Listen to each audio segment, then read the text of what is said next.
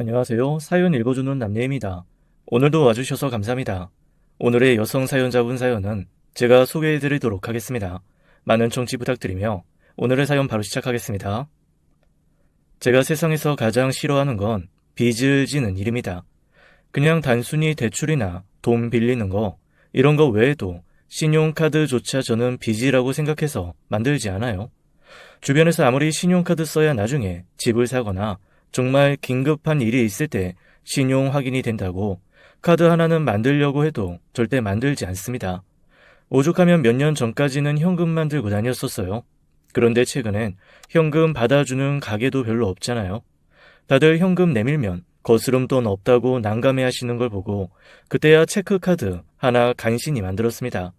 그거는 통장에서 바로바로 돈이 빠져나가니 현금이나 다를 거 없다고 생각했거든요. 하지만 그것도 체크카드 쓰는 통장에 딱 일정 금액만 넣어두고 그 금액이 넘어가면 절대 쓰지 않습니다. 혹여 긴급한 일이 생겨서 돈이 많이 모자라게 돼도 밥을 굶고 버스 타야 될 거, 그럴지언정 돈을 더 채워 넣어서 쓴다거나 하는 일은 없습니다. 사실 제가 처음부터 이렇게까지 짠순이에 돈돈돈돈 하는 사람은 아니었어요. 아주 부유하지는 않았지만 그래도 부모님이 가난하게 키우지 않으셨거든요. 저를 이렇게 만든 건 제 친구 현주입니다. 현주는 저와 고등학교 때부터 친한 친구인데 저랑은 친남매나 다름없는 친구예요. 제가 대학교 2학년 때 아빠가 돌아가셨거든요. 그런데 지병을 앓다 돌아가신 것도 아니고 교통사고로 너무 갑작스럽게 돌아가신 데다가 당시 지방에서 혼자 일을 하다 돌아가신 거여서 장례도 지방에서 급하게 치러야만 했습니다. 아빠를 모시고 저와 엄마가 있는 곳으로 올 수가 없는 상황이었거든요. 생활 기반과 너무 멀어진 곳에서 장례를 치르려다 보니까 일단 조문객이 너무 없는 것도 마음이 쓰이더라고요. 첫날은 조문객이 딱 3명이었고 둘째 날은 그래도 그거보단 좀 많았지만 다들 계좌로 부조금만 보낼 뿐 와주지는 않았습니다. 너무 멀어서 그런가 보다 이해는 하지만 어쩐지 주변 상주들 보기에도 조금 민망하고 저도 속상하더라고요. 그나마 제가 회사라도 다니면 회사 사람이라도 올 테고 형제라도 많으면 북적북적 하기라도 할 텐데 엄마도 외동딸이고 아빠도 외동 아들이셨거든요. 엄마, 아빠, 부모, 형제도 없지. 자식은 딸랑 저 하나지. 너무 초라한 빈소에 그게 더 가슴이 무너져 내렸습니다. 그런데 그런 빈소를 3일 내내 함께 지켜주고 장지까지 따라가고 장지에서 집으로 와 저희 엄마가 드시는 첫 죽을 끓여준 것도 바로 현주였습니다. 그날 이후 현주는 저한테 피만 섞이지 않았지 친자매와 다름없는 사람이 되었죠. 그래서 아르바이트로 애면글면 모은 800만 원, 자치금, 보증금 할 그 돈을 현주가 너무 급하니 한 달만 빌려달라고 했을 때 저는 망설이지 않고 선뜻 넘겨주었습니다. 그리고 그때부터 제 모든 생활이 꼬이기 시작했어요. 한 달 뒤에 꼭 돌려주겠다고 얘기했던 현주는 그 돈을 받고 자취를 감췄습니다. 저는 당연히 자취방을 구하지 못했고 방을 구하지 못하니 학교를 힘들게 다니는 수밖에 없었습니다. 제 계획으로는 학교와 가까운 곳에서 공부하고 일하면서 장학금을 받는 거였는데 그런 계획도 다 무너지게 된 거죠. 어떡하든 먹고 살아야 하고 학비도 내야 하니 공부도 해서 장학금도 받아야 하지만 아르바이트도 해야 했습니다. 몹시 고단한 생활이 시작된 거죠. 현주가 가져간 건 어떻게 보면 고작 800만 원이었지만 저는 그 800만 원 때문에 1200만 원, 1500만 원, 2000만 원의 손해를 봐야 했던 셈입니다. 잃은 것도 너무 많고 갚내야 할 것도 너무 많았어요. 결국 한 학기를 죽을 똥 살 똥 다니다가 도저히 해결이 되지 않아 학교에 휴학계를 내고 아르바이트를 시작했습니다. 영문도 모르는 엄마는 저를 젊음에 취해서 시간 아까운 줄 모르는 철없는 아이 취급을 하시더라고요. 하루라도 빨리 졸업해서 회사에 취직하는 게 우선인데 대체 왜 멀쩡하게 잘 다니던 학교를 휴학까지 하냐는 그런 입장이셨습니다. 차마 현주한테 돈 빌려준 게 이렇게 일파만파 커져서 제가 돈을 벌지 않으면 학교도 다닐 수 없고 집도 구할 수 없는 상황이라는 얘기를 할 수가 없더라고요. 왜냐하면 아빠의 빈소를 3일간 울면서 자리 지켜주고 그 이후에도 저희 집 들락거리며 엄마 외롭지 않게 살펴준 현주는 엄마에겐 정말로 또 다른 마음의 딸이거든요. 안 그래도 타지에서 세상 떠난 아빠가 자기 때문인 것 같다고 생각하는 엄마였습니다. 자기가 하도 돈돈거리고 사람은 그래도 일을 해야 된다고 윽박 질러서 아빠가 그렇게 된 것 같다고 자책하는 엄마에게 현주마저 그런 상처를 우리 식구에게 줬다는 사실을 말할 수가 없었습니다. 안 그래도 수시로 현주는 왜 요즘 안 오냐, 현주는 잘 있다냐 저한테 물어보는 엄마에게 지방으로 아르바이트 가서 나도 요즘 잘 못 본다는 둥, 집에 일이 생겨서 본가에 한 1년 있어야 될 것 같다는 둥, 거짓말로 둘러대는 것도 몹시 힘든 참이었거든요. 어쨌건 사정도 말하지 못한 채 혼자 소가리만 하면서 휴학을 하고 저는 정말 이 시간을 내 인생에 다시 없을 돈 버는 기회로 잡겠다는 결심을 했습니다. 이후 1년간 죽을 힘을 다해서 돈을 벌었습니다. 아르바이트도 5개나 했어요. 마치 퍼즐 끼워 맞추듯이 새벽 해 떠 있을 때 해 졌을 때를 쪼개서 아르바이트를 하고 무슨 2교대 직업 가진 사람처럼 살았습니다. 24시간 중에 자는 시간은 서너 시간에 불과하고 나머지는 모두 아르바이트 하는 데 바쳤습니다. 매일 하는 아르바이트도 있었고 퐁당퐁당 일주일에 몇 번만 하는 아르바이트도 있었습니다. 주말 같은 때는 아예 별도의 아르바이트를 잡아서 1년 동안 명절 때조차 단 하루도 쉬지 않고 일을 했습니다. 숨만 쉬며 일을 했더니 도저히 줄 것 같지 않던 빚이 조금씩 줄고 전혀 쌓일 것 같지 않던 돈이 통장에 차곡차곡 모이기 시작하더라고요. 그동안 저는 옷도 사지 않고 그 흔한 커피 한 잔도 사 먹은 적이 없습니다. 마치 원시인처럼 최소한의 먹을 것, 뚫어지고 낡아버릴 때까지 입고 신는 의류, 여대생의 모습은 전혀 없이 그저 삶에 찌든 여자 사람일 뿐이었습니다. 그런데 그렇게 사니까 돈은 모이더라고요. 처음에는 10만원, 20만원 소소하게 모이다가 그게 100만원이 되고 어느새 500이 되고 1000이 됐습니다. 그렇게 1년간 건강 잃어가며 죽어라 일한 결과 저는 졸업할 때까지의 학비와 제가 지금까지 줬던 모든 부채를 탕감할 만큼의 돈, 그리고 월세가 아닌 전세로 작은 자취방 하나 얻을 정도의 비용을 마련할 수 있었습니다. 그 돈을 마련하기까지 저의 고생은 이루 말할 수가 없었어요. 정말 모든 걸 잃는 시간이었습니다. 건강도 잃었고 친구도 잃었습니다. 얻은 건 돈뿐이라고 생각했는데 그 1년이 얼추 마무리될 때쯤 저는 하나를 더 얻었습니다. 바로 예비 남편이었어요. 예비 남편과 저는 아르바이트를 하면서 만났어요. 뭔가 그 사람도 저처럼 절실한 게 있는지 저랑 아르바이트가 3개나 겹치더라고요. 하나는 편의점 아르바이트였고 또 하나는 고깃집 불판 닦는 아르바이트였습니다. 그리고 나머지 하나는 결혼식이나 돌잔치의 하객 알바 아르바이트였어요. 한두 번 정도 마주쳤을 때는 그냥 그런가 보다 했죠. 그런데 그게 점점 반복이 되니까 어느새 서로 마음도 나누게 되고 속 얘기도 하게 됐습니다. 특히 결혼식이나 돌잔치의 커플처럼 위장하고 가다 보니 진짜 커플인 듯 아닌 듯 썸 타는 시간이 길어졌습니다. 그러다가 썸이 관심이 되고 어느새 사랑이 되어버린 거죠. 그 누구에게도 말 못할 자기 사정도 서로 나누면서 우리는 사랑을 넘어 일종의 전우애가 생기기 시작했습니다. 저는 친구가 제 돈을 들고 튀어버리는 바람에 점점 일이 꼬여서 돈을 벌기 시작했다고 했고 그는 딱 한마디 살려고 돈 번다고 하더라고요. 그런데 그 얘기가 몹시 가슴에 깊이 와서 닿았습니다. 사실 살려고 돈 버는 게 맞잖아요. 그렇게 시작된 저희의 연애는 정말 짠내가 풀풀 났습니다. 저희 둘이 편의점 아르바이트 같이 했었다고 했잖아요. 제가 오후부터 저녁 한 10시 정도까지 아르바이트를 하면 그 사람은 저와 교대 후 다음날 새벽까지 편의점을 지켰습니다. 서로 너무 피곤한 나날이었지만 제가 일하는 시간에 물건이 들어오는 날이면 그가 좀 일찍 와서 함께 도와주기도 하고 저는 퇴근을 늦추고 그와 같이 편의점에서 데이트를 했습니다.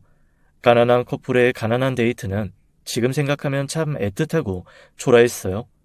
저희가 서로에게 애정을 표현하는 방식은 폐기로 남아서 저희가 먹을 수 있는 편의점 음식 중 좀 더 비싼 거, 좀 더 맛있는 거를 상대방을 위해 남기는 거였습니다. 서로를 위해 호텔에서 식사를 사는 것도 아니고 폐기될 음식 중에 그나마 맛있는 것을 상대를 위해 남겨두는 연애. 그런 짠내 나는 연애가 뭐가 좋다고 그때는 그것도 행복했습니다. 참 이상하죠. 그렇게 환경이 비슷한 사람을 만나니까 끼리끼리 논다는 말 듣기 싫으면서도 한편으로는 그런 사람이 제 곁에 있다는 게 위안이 되었습니다. 뭔가 나만 힘든 거 아니고 옆에서 같이 힘들어해주는 사람이 있다는 것 자체가 조금 숨쉴 구멍이 되어줬달까요? 예비 남편은 성실했고 그 다음에 돈도 열심히 벌었습니다. 한 번씩 제가 조금 마음에 걸렸던 거는 뭔가 몰두하면 거기에 푹 빠지는 그의 성격이었습니다. 뭔가에 몰두하면 좋은 게 아니냐 하는데 그가 하는 몰두는 좀 달랐거든요. 그동안 꾹꾹 눌러 참아왔던 거를 한꺼번에 훅 다 뒤집어 엎는 듯한 행동이랄까요? 즉, 몇 년을 애써왔던 걸 한순간에 물거품으로 만드는 듯한 판단과 행동을 종종 하는 것. 그게 제가 그에게 가진 가장 큰 걱정이고 불만이었습니다. 예를 들어 돈 모아야 된다고 극단적으로 삶은 계란에 라면만 먹던 사람이 어느 날 갑자기 비싼 브랜드 운동화에 꽂히면 그거는 꼭 손에 넣어야 직성이 풀리는 거죠. 뭔가 우발적이고 즉흥적인 것들이 많아서 그런 걸로는 저랑 몇 번 부딪히긴 했어요. 그런데 그럴 때마다 또 금세 반성하고 그렇게 확 질러서 샀던 것도 다시 팔고 그러는 걸 보면서 그다지 크게 걱정은 하지 않았죠. 그런데 나중에서야 그의 그런 성격이 사실은 좀 문제가 있다는 걸 깨닫게 되었습니다. 한참 결혼 얘기가 나올 때쯤이었어요. 아마 친한 친구 중에 하나가 어딘가에 부동산 투자를 해서 크게 돈을 번 사람이 있었나 봐요. 갑자기 거기에 엄청 꽂혀서 저희 결혼 자금을 다 그 부동산 투자에 넣고 싶어 하는 겁니다. 저는 당연히 결사반대했죠. 카드도 안 만드는 안전제일주의인 제가 그런데다가 도박처럼 무언가를 투자할 리가 없잖아요. 그랬더니 저한테 갑자기 버럭 화를 내면서 이런 식으로 조심성 있게만 움직이면 우리는 평생 가난을 친구처럼 데리고 가야 된다며 과하게 저를 몰아붙이는 겁니다. 사람이 좀 과감하게 투자할 때 투자할 줄도 알아야지. 쪼잔하고 손작아서 진짜 답답해 죽겠다. 우리 결혼하고도 이럴 거야? 이런 식이면 우리는 평생 바닥 인생일 거라고. 그는 정말 너무한다고 저한테 있는 대로 화를 냈습니다. 그러면서 몹시 의미심장한 말을 한마디 하더라고요. 아유, 내가 진짜 큰 돈 벌던 그때가 그립다. 그게 무슨 소리야? 큰 돈 벌던 그때라니? 그러자 예비 남편이 살짝 당황하면서 그러더라고요. 나도 한때는 좀 큰 돈 벌었었어. 그래서 돈 버는 냄새를 안다고. 일단 사람이 투자를 해야 뭐든 오거든. 나도 그 큰 돈 벌었을 때 배웠어. 과감하게 투자하고 이것저것 생각하고 기획하고 좋은 사람들이랑 팀 이뤄가지고 그렇게 움직이면 그때부터는 큰 돈 번다고. 내가 다 경험이 있어서 하는 얘기야.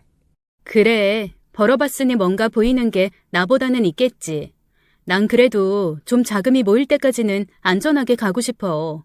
나 불안한 삶 이제 너무 싫어. 내 손에 쥐고 있지 않으면 그게 천만금이라도 내 거가 아니라는 거 나 너무 잘 안다고. 아유, 무조건 은행만 믿고 안전제일주의로 가면 절대로 사람이 큰 돈을 만질 수가 없어요. 과감할 때는 과감해야지. 그리고 돈은 버는 게 아니야. 이미 누가 가지고 있는 걸 나한테 가져오는 거지. 돌고 도는 그 텀을 나한테 맞추는 거라니까. 자기야, 내가 얘기했잖아. 나는 큰 돈 필요 없어. 그냥 내 주제에 맞게, 내 수준에 맞게 얌전하게 살고 싶어. 그리고 안전제일주의가 뭐 어때서? 돈이라는 건 언제든 있을 수도 있고 없을 수도 있는 거잖아. 나는 그냥 안전하게 내가 감당할 수 있을 만큼만 누리면서 살고 싶다고. 그리고 결혼이라는 거는 우리가 같이 미래를 준비하는 과정이잖아. 그 과정에 안전함이 빠지면 대체 뭐가 남겠어? 제가 아무리 이렇게 얘기를 해도 예비 남편은 그저 저를 한심하게 생각할 뿐이었습니다. 그러더니 결혼 전에 자기 머리 좀 식혀야겠다고 지금까지 일만 하며 혹사해온 스스로에게 휴식을 좀 주고 싶다고 하더라고요. 혼자서 여행을 다녀오고 싶다고 하길래 조금 서운하기는 했지만 그러라고 했습니다. 결혼 스트레스가 여자한테만 있는 게 아니라 남자한테도 있다는 얘기 친구들한테도 익히 들었었거든요.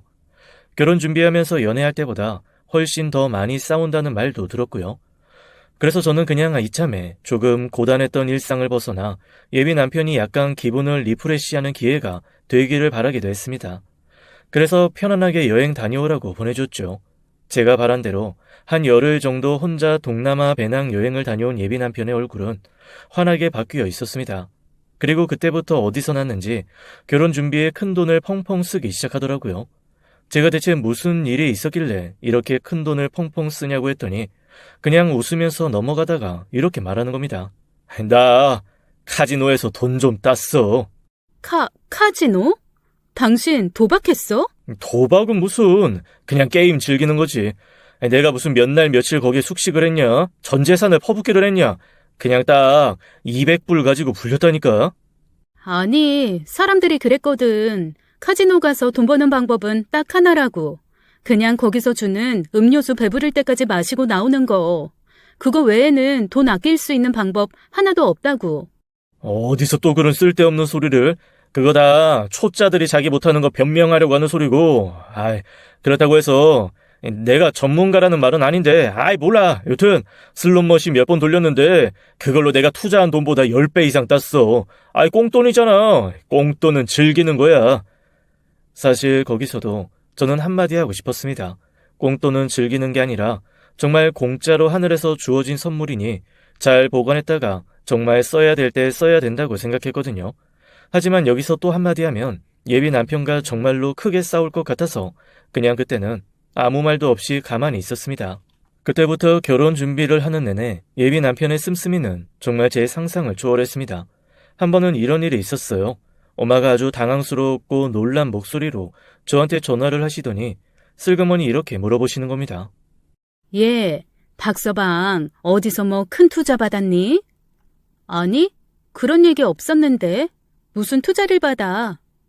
아니, 그게 아니고 내가 친구 만나러 백화점 갔다가 박서방을 만났는데 명품 매장에서 이것저것 명품을 사고 있더라고. 그래서 내가 밖에서 그냥 불렀지. 그랬더니 날 보고 조금 놀라는 눈치였다가 갑자기 날 그 매장 안으로 데리고 들어가더니 안 그래도 어머님 뭐 하나 사드리고 싶었다면서 명품 가방을 하나 덥석 사주는 거 있지? 그런데 그게 자그마치 700만 원이 넘어. 뭐라고? 이 인간이 미쳤구나. 대체 그런 돈이 어디 있어서. 엄마, 그거 당장 가서 환불해. 아니, 엄마는 왜 그런 걸 막 받고 그래, 진짜. 아니, 그럼 어떡하니? 그냥 멀뚱멀뚱 구경하면서 서 있는 나한테 이것저것 갖다 대보고 혼자 오만 난리 다 돌다가 이거 계산해달라고 나한테 묻지도 않고 카드 내밀던데. 내가 거절 안 했겠니? 근데 한 번만 더 거절하면 장모고 뭐고 험한 소리 할 것 같은 얼굴이길래 매장 사람들 보는 눈도 있고 해서 그냥 받아온 거지. 그리고 환불도 환불인데 나는 지금 내 사위가 잘 나가는 건지 아니면 뭐가 좀 이상한 건지 그게 더 궁금하다. 너 그렇게 펄쩍 뛰는 거 보면 뭔가 꺼림칙하기도 하고. 정말 어이가 없었습니다. 저는 지금 7만 원도 아끼려고 사실 이틀째 집 벽을 혼자서 페인트 칠을 하고 있었거든요. 페인트 칠하는 사람 부르니까 인건비가 만만치 않더라고요. 그렇다고 다 도배를 하자니 도배값도 무시할 수 없어서 제가 셀프로 페인트 칠을 하기로 한 겁니다. 저는 그 돈 7만 원, 8만 원 아껴보겠다고 혼자서 끙끙거리면서 페인트 칠하고 있는데 세상에 그거에 10배, 20배 되는 돈을 쓰고 다닌다는 얘기를 들은 거니까요. 아무리 내 엄마한테 선물한 거리긴 하지만 가방 사는데 그런 돈을 썼다는 얘기를 듣고 배신감도 느껴지고 황당함이 가득 찾아왔습니다. 그리고 조금 어이없기도 하고요. 저한테 한마디도 안 한 것도 좀 속상하고 하여간 이래저래 마음이 어두워졌습니다. 그래서 그 사람한테 전화를 했죠. 어디선가 신나게 또 술을 마시고 있는지 몹시 격양된 목소리로 받더라고요. 당신 우리 엄마한테 명품 가방 사줬어? 장모님이 벌써 자랑하셨구나. 사이 잘 만나가지고 아주 그냥 아주 뽀대나는 가방 하나 내가 또 탁 안겨드렸지. 당신 요즘에 왜 이렇게 돈을 물쓰듯 써? 그렇게 돈이 많아? 그러면 차라리 그 돈으로 우리 조금 넓은 집 사면 되잖아. 대체 어디서 그렇게 돈이 나서 펑펑 쓰고 다니는 거야? 아유, 또 이런다 또. 나 안 그래도 내가 너한테 할 얘기 좀 있는데 내가 예전에 투자라고 했던 그 부동산 있지? 그 형 이번에 시세 차익만 10억이 넘었대. 너 그때 내 말만 들었으면 이거보다 훨씬 부자야. 앞으로 돈에 관해서는 너는 일절 아무 말도 하지 마. 너 믿었다가는 평생 가난하게 살 팔자야 우리. 그리고 내가 어디서 돈을 벌든 네가 뭔 상관이야. 어쨌건 나는 너한테 생활비 안 밀리고 갖다 주면 되잖아. 그러면 되는 거 아니야? 벌써부터 바가지 긁고 그러면 나 진짜 곤란하다. 갑자기 기가 탁 막혀왔습니다. 일단 예비 남편의 쌀쌀 맞은 목소리도 너무 어이가 없었고 그의 뻔뻔함에 갑자기 이 결혼해도 되나라는 생각까지 가더라고요. 그렇게 심란한 하루하루가 흘렀습니다. 친구들은 제 속도 모르고 결혼하니까 좋냐고 놀리기 시작했어요. 제가 정말 건강 잃고 친구 잃고 돈 버는 거에만 매진할 때 그래도 제 손 놓지 않고 옆에 있어준 고마운 사람들이죠. 아유, 드디어 우리 짠순이가 그래도 남자 만나 결혼을 하는 걸 본다. 혹시 우리 결혼식 때 가서 맹물만 마시고 오는 거 아니냐? 야, 물만 줄 거면 미리 말해. 소금이라도 싸가게. 그러니까 너 결혼식 때 밥은 줄 거지? 혹시 김밥 한 줄 놓고 그러는 거 아니야? 스스럼 없는 친구들이어서 그런가 놀리는 듯 비난하는 듯 살살 이런 말을 하면서 제 속을 또 슬그머니 긁더라고요.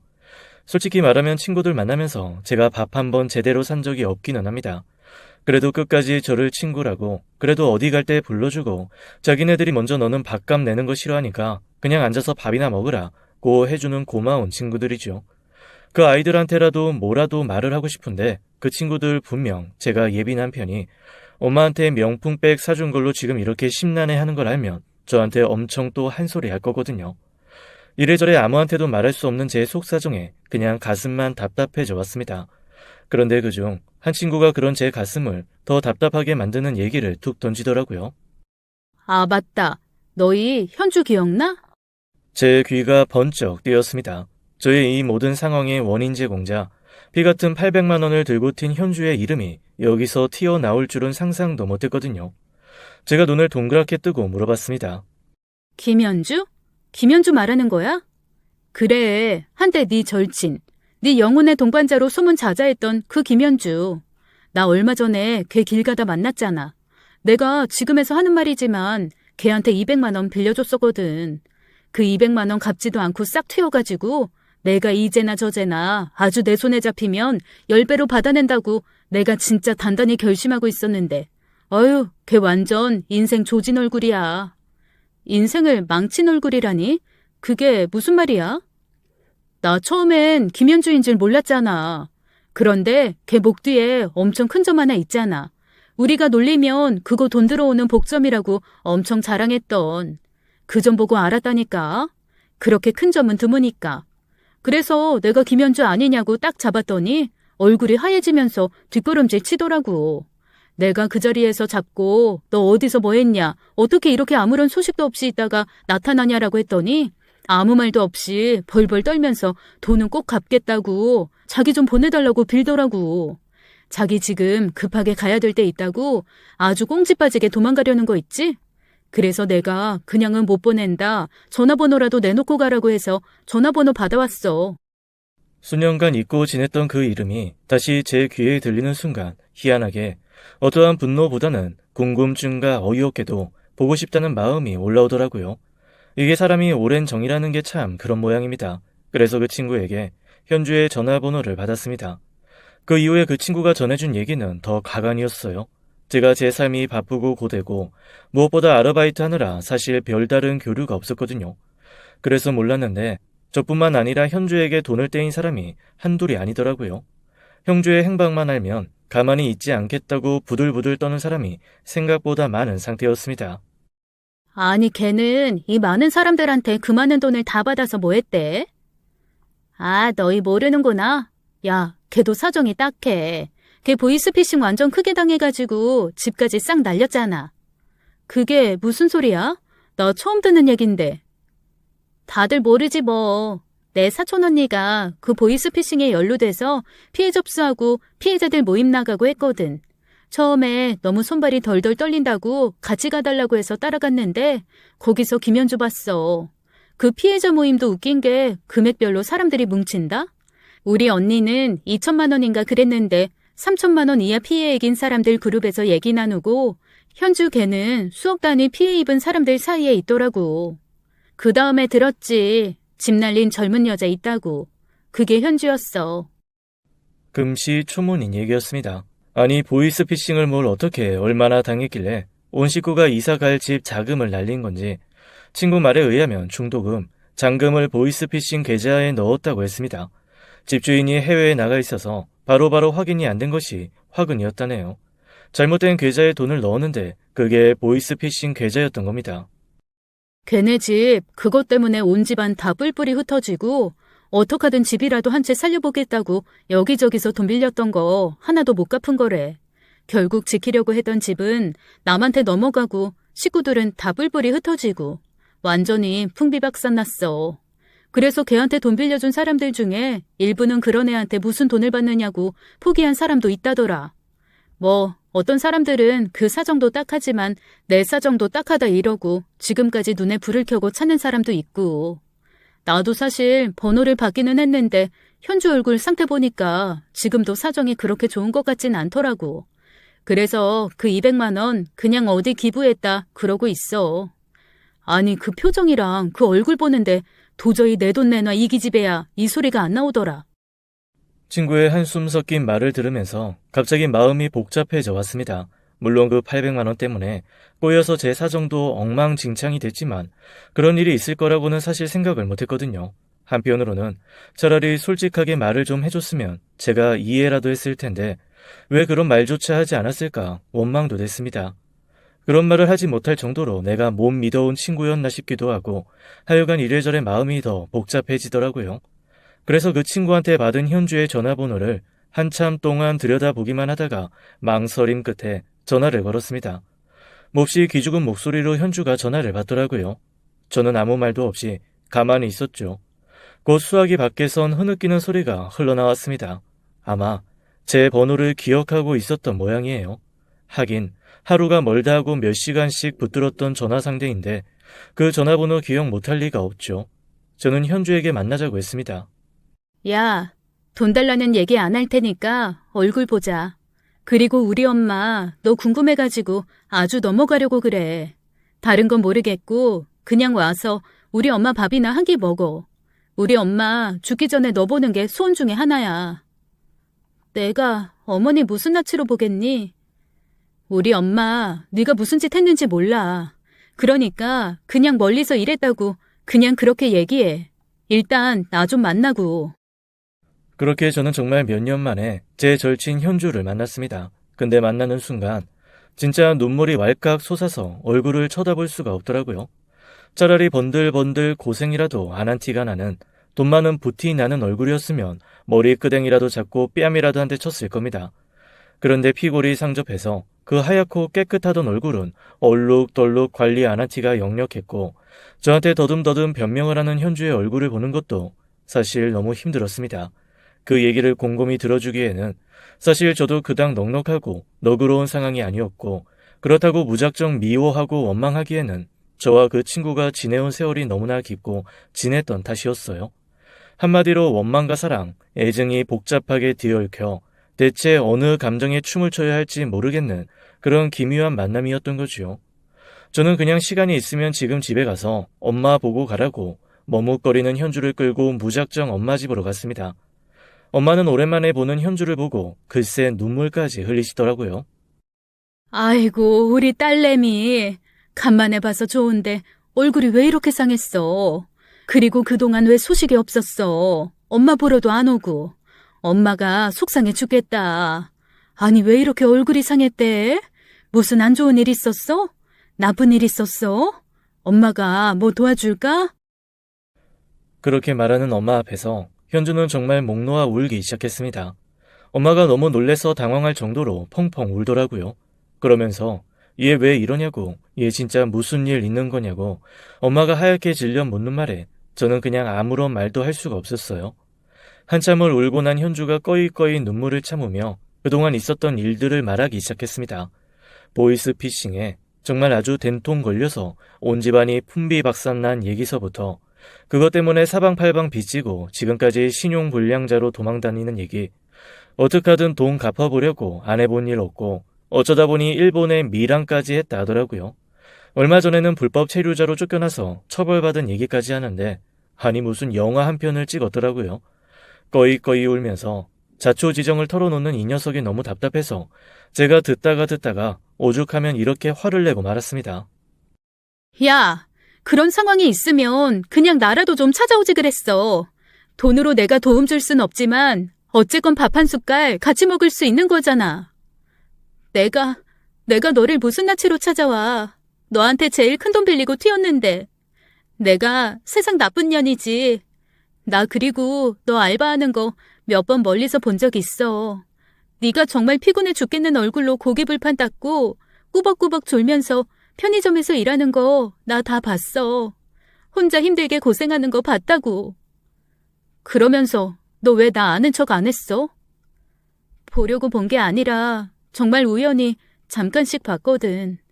그리고 그냥 멀리서 네 얼굴 한 번씩 본 거야. 정작 네 앞에 나타나면 내가 어떻게 해야 될지 너무 무섭고 힘들어서 나 정말 너무 너 볼낯이 없다. 너무 미안해. 그제야 저희 엄마는 제가 그렇게 돈돈 하며 아르바이트를 했더니요. 그리고 지금도 신용카드 하나 안 만드는 게 다 그때 현주가 제 돈을 들고 튀었던 그 사건 때문이라는 걸 그제야 아셨습니다. 엄마도 뭐 충격 받으셨죠. 딸이라고 생각했던 녀석이 자기 친딸 돈 들고 튀어서 그렇게 수년간 고생을 하게 만든 장본인이라는 걸 알고 나니 화가 난 거죠. 하지만 또 그러는 한편 피싱으로 모든 것을 잃은 그 녀석이 안쓰럽기도 하고 엄마도 뭔가 복잡한 얼굴이 되었습니다. 그런데 저희 엄마, 어른은 어른이시더라고요. 현주한테 이렇게 말씀하시는 거예요. 어쨌거나 사람 있고 돈 있었지 돈 있고 사람 있지 않았다. 지금이라도 정신 차리고 살고 있었으면 됐어. 그리고 그게 어디 네 잘못이니? 보이스 피싱하는 그놈들 잘못이지. 인생에 한 번씩 이렇게 큰 시련이 오기는 하더라. 어쨌건 나로선 딸 둘을 다 도와주지 못해서 그게 가장 걸리네. 그래도 돈 때문에 사람 잃는 일은 있어서는 안 돼. 어떡하든 둘은 잘 지내야지 어쩌겠어. 그 800만 원, 지연이 너한테는 엄마로서 할 말도 아니고 정말 미안하지만 인생을 뒤흔들 만큼 큰 돈은 아니야. 그걸로 사람 잃지 말고 그로 인해서 네가 또 이렇게 열심히 살 수 있었으니까 그냥 너도 용서하고 넘어가. 엄마의 그 말을 듣는 순간 저는 깨달아지는 게 하나 있었습니다. 이미 저는 현주를 오래전부터 용서하고 있었더라고요. 다만 그 용서할 대상이 제 눈앞에 나타나지 않아 그 제가 한 용서를 스스로 확인하지 못했을 뿐이었다는 걸요. 그렇게 너무 오랜 시간 묵혀왔었던 것 치고는 정말 쉽고 간단하게 저의 분노는 해결이 되었습니다. 그리고 참 이상하죠. 그렇게 긴 시간 떨어져 있었음에도 저희는 또 밥 한 끼 먹고 차 한 잔 마시고 사는 얘기 좀 나눴더니 금세 10수년간 친했던 그때로 돌아갈 수 있었습니다. 현주는 저한테 몹시 망설이는 얼굴로 봉투를 내밀더라고요. 저한테 전화 받은 순간 그래도 이거는 꼭 전해줘야겠다는 생각이 들어서 싹싹 긁어왔다며 400만 원을 저한테 건네주었어요. 내가 워낙 빌린 곳이 많고 갚아야 될 곳이 많아서 조금씩 나눠서 모으고 있었어. 그래도 네 이름으로 된 너한테 갚아야 되는 돈 모으는 통장에 돈을 제일 많이 넣고 있었어. 지금까지 모은 건 이게 전부지만 앞으로 더 많이 모아서 다 갚을게. 나 너한테 어떡하든 다 갚을 거야. 내가 다른 건 몰라도 네 돈은 꼭 갚을 거야. 사실 현주가 건넨 그 400만 원, 저 받을 생각 없었습니다. 이미 마음 다 풀렸는데 뭐하러 돈을 받겠어요. 그런데 현주의 얼굴을 보니 그 돈은 안 받으면 안 되겠더라고요. 그건 제 친구가 저에게 보이는 진심이었고 그 진심을 무시할 만큼 저는 잘난 사람이 아니었으니까요. 그렇게 현주와 저는 다시 오손도손 얘기를 시작했습니다. 결혼할 남자가 있다는 얘기도 했고요. 현주가 사진을 보여달라고 하는데 제가 사진으로 보면 나중에 직접 만났을 때 신비감이 떨어진다고 며칠 뒤에 있을 결혼식 가서 직접 보라고 얘기했습니다. 저로서는 요즘에 그 돈에 찌들고 탐욕에 찌든 예비 남편의 모습을 보여주기보다 그냥 결혼식장에서 조금 정돈되고 번듯한 모습을 보여주고 싶어서 그랬던 거였어요. 현주도 알겠다고 하더라고요. 그렇게 저의 가장 친한 친구가 참석하는 결혼식을 할 수가 있게 되었습니다. 안 그래도 정신없는 결혼 며칠 전 현주까지 나타나서 더 정신이 없었어요. 예비 신랑과는 이런저런 마찰이 있기는 했지만 그래도 서로 잘 대화하며 결혼 준비를 착실히 해나가기 시작했죠. 그리고 대망의 결혼식 날 제가 원하는 저렴한 메이크업 샵과 신랑이 하고 싶어하는 비싼 메이크업 샵 사이 거리가 너무 멀어서 저희는 부부임에도 불구하고 각자 샵에서 메이크업을 하고 식장에서 만나기로 했습니다. 저 사실 결혼식 그 몇 시간 동안 보여주는 화장에 그 큰 돈 쓰는 건 너무 싫었거든요. 아마 예비 남편만 이해해줬으면 제가 그냥 스스로 화장하고 갔을 수도 있습니다. 그나마 찾고 찾아서 좀 저렴한 곳을 찾았는데 예비 신랑은 자기는 죽어도 거기서 안 한다고 엄청 비싼 동네 유명한 선생님한테 할 거라고 버럭버럭 우기더라고요. 한 번뿐인 결혼식인데 제대로 하고 싶다나요? 아니, 남자가 화장을 하면 얼마나 한다고 저렇게 우겨대는지 한숨이 푹푹 나왔지만 이런 거 저런 거 다 싸우기 시작하면 결혼식 시작하기도 전에 헤어지자는 얘기가 나올 것 같았습니다. 그래서 일단은 한 번뿐인 결혼식인데 너도 그래 하고 싶은 거 해봐라 마음으로 참고 넘어가기로 했습니다. 그래서 저희가 다른 사람들과 다르게 부부가 각자 메이크업하는 샵이 달랐어요. 현주는 제 가방을 들고 제 옆에 딱 붙어서 제가 메이크업하는 내내 옆에서 눈물을 글썽이며 너무 예쁘다고 저를 힘나게 해줬습니다. 그렇게 식장으로 이동을 했는데 예비 남편이 아직 안 왔더라고요.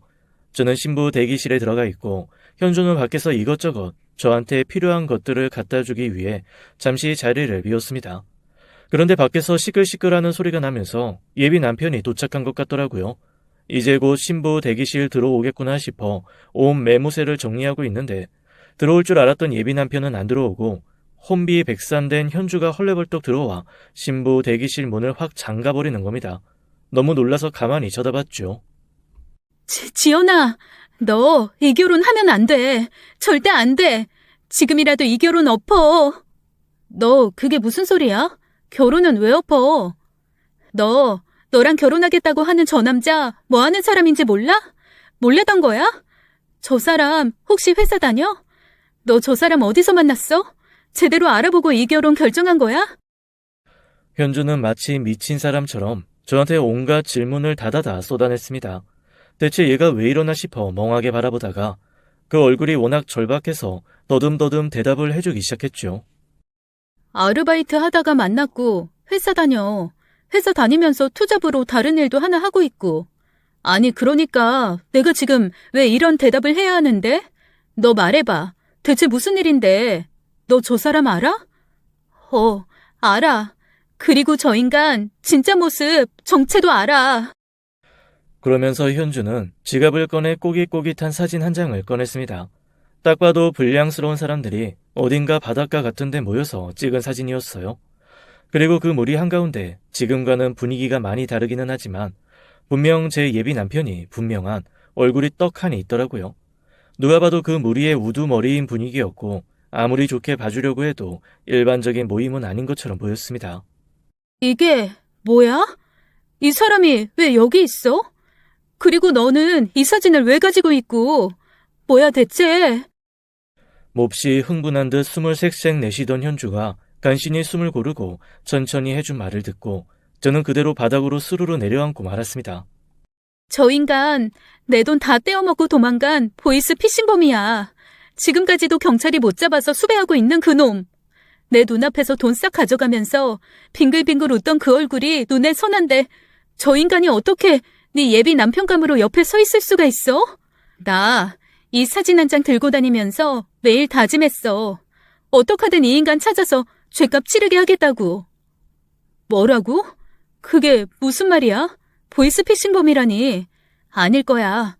저 사람 진짜 일 열심히 해. 나 아르바이트 막 3개, 5개 그렇게 하던 시절에 나처럼 일하던 사람이야. 보이스피싱범이 그렇게 열심히 아르바이트 할 리가 없잖아.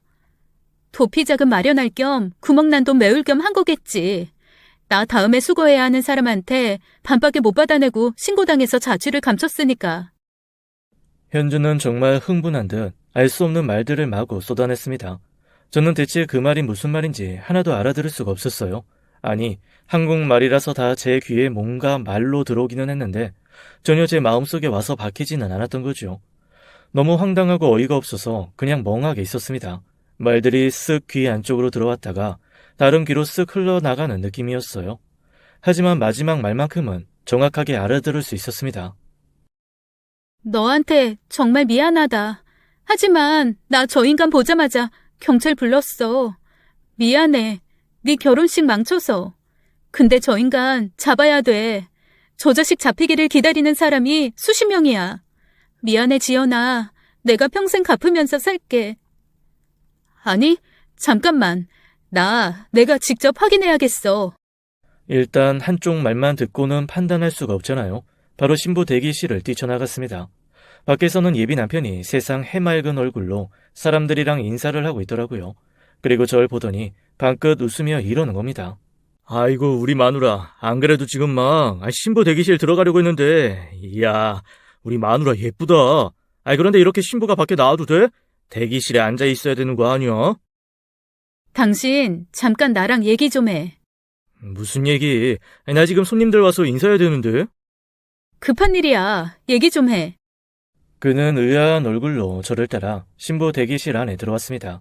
그리고 거기 매서운 눈으로 앉아있는 현주를 보자마자 얼굴이 하얗게 질리더라고요. 순간 깨달았습니다. 그 사람에게 자초지종 들을 필요도 없구나. 저 표정이 모든 걸 다 설명해 주는구나라고 말이죠. 당황한 그가 급하게 신부 대기실 밖으로 뛰쳐나가려고 하길래 저는 바로 문을 잠가버렸습니다. 현주가 뚜벅뚜벅 신랑 앞으로 걸어 나오더니 뺨을 있는 대로 후려치더라고요. 정말 예상치 못한 곳에서 예상하지 못한 사람을 만나 당황해서 그런지 반박 없이 또 맞고 있대요. 탄력받은 현주는 이제는 손에 근처에 있던 꽃꽂이 소품 중 나뭇가지 모아둔 것 같은 걸 하나 들고 후두려 패기 시작했습니다. 그런데 세상에 글쎄 이 인간이 맞으면서 뭐라 그랬는 줄 아세요? 아이씨 아줌마! 나도 그냥 시키는 대로 했을 뿐이라니까. 원래 사기는 당한 사람이 바보인 거야. 본인이 등신이라 당해놓고 왜 나한테 난리야 난리는. 원래 사기친 사람은 잘못이 없다고. 지가 멍청해서 그런 건데 나한테 왜 그래? 어? 나도 엄밀하게 말하면 회사 일하다가 덤탱이 쓴 거라고. 그때 조직이 경찰한테 다 걸리는 바람에 여기저기 도망다니고 수멍다니라 팔자에도 없는 아르바이트하고. 나도 힘들었다고. 나도 당신 때문에 팔자 꼬인 사람 중에 하나야. 이씨. 뭐가 어쩌고 어째? 야, 이 미친놈아. 네가 그래도 뚫린 입이라고 나불거리게 뒀더니 지금 그걸 말이라고 해? 너 오늘 한번 내 손에 죽어봐. 너 가만 안 둬? 종극이 따로 없었습니다. 세상 제일 비싼 샵에서 신부보다 더 꽃단장을 하고 나타난 제 예비 남편은 제 가장 친한 친구에게 입을 털리듯 얻어맞으며 구질구질해지고 있었죠. 그리고 저는 그 옆에서 대체 내게 무슨 일이 벌어진 건지 멍하게 되짚어보기 시작했습니다. 네, 그랬던 겁니다. 제 예비 남편은 보이스피싱 중책이었던 사람이었어요. 그리고 현주가 연루된 그 사건으로 경찰한테 잡힐 것 같으니 몸 숨길 겸 자금 마련할 겸 그렇게 아르바이트를 열심히 했던 겁니다. 살려고 한다는 그 말이 정말 조직의 손에서 죽기 싫어 살려고 했다는 거였다는 걸 저는 미련하게도 그제야 알게 된 거죠. 뻔뻔하게 현주한테 험한 소리를 해대며 변명하고 협박하는 그 얼굴은 영락 없는 양아치 범죄자의 얼굴이었어요. 그동안 연애하면서 저한테 한 번도 보여준 적이 없지만 제가 한 번씩 미심쩍음과 불안함을 가지고 슬쩍슬쩍 느끼기만 한 그 표정들이었어요.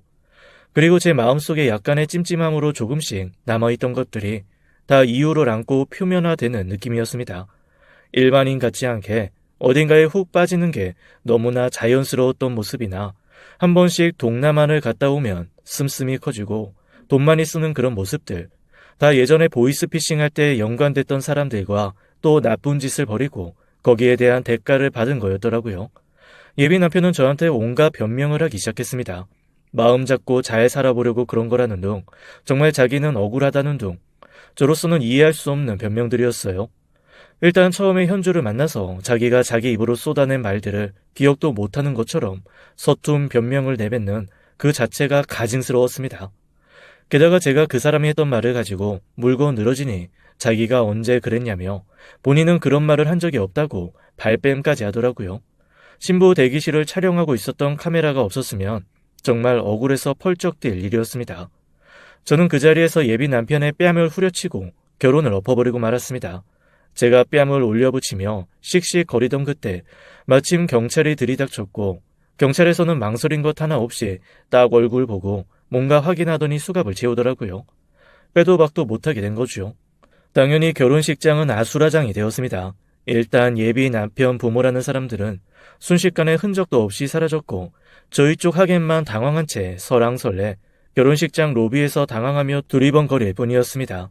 경찰 뜨자마자 예비 남편 쪽 하객들은 안개처럼 후루루 사라져버렸어요.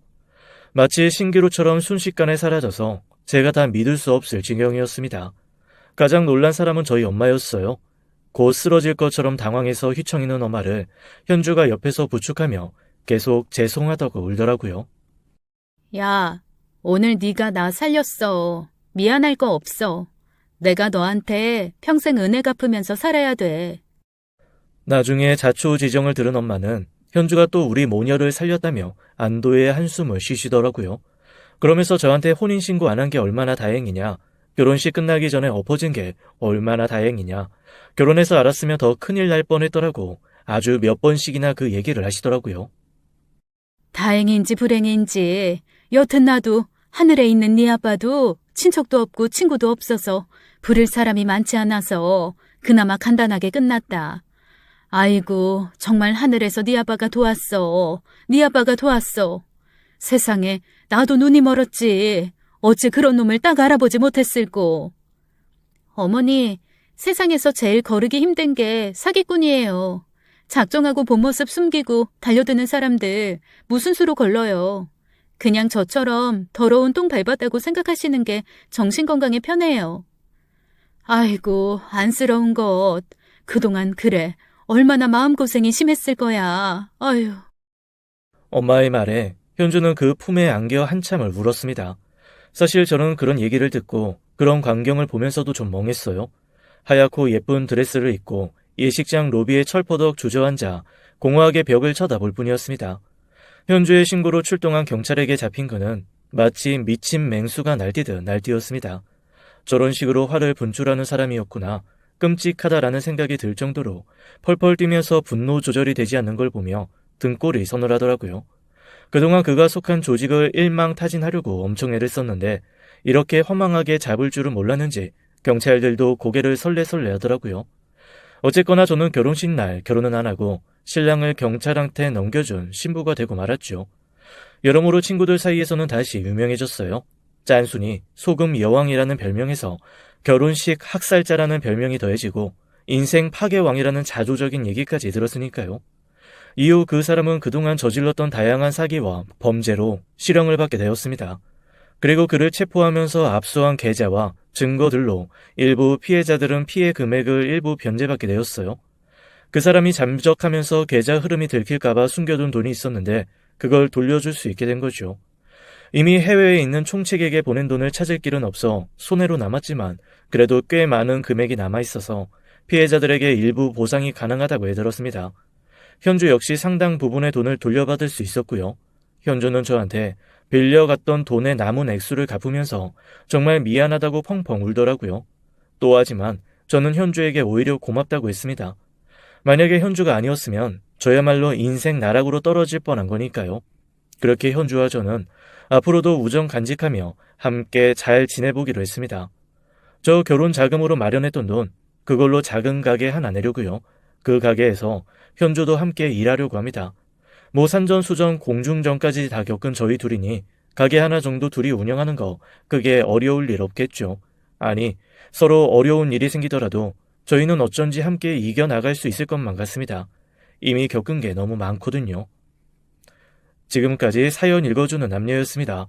끝까지 함께 해주신 여러분 감사드리며 저희는 다음 사연으로 돌아올게요. 감사합니다.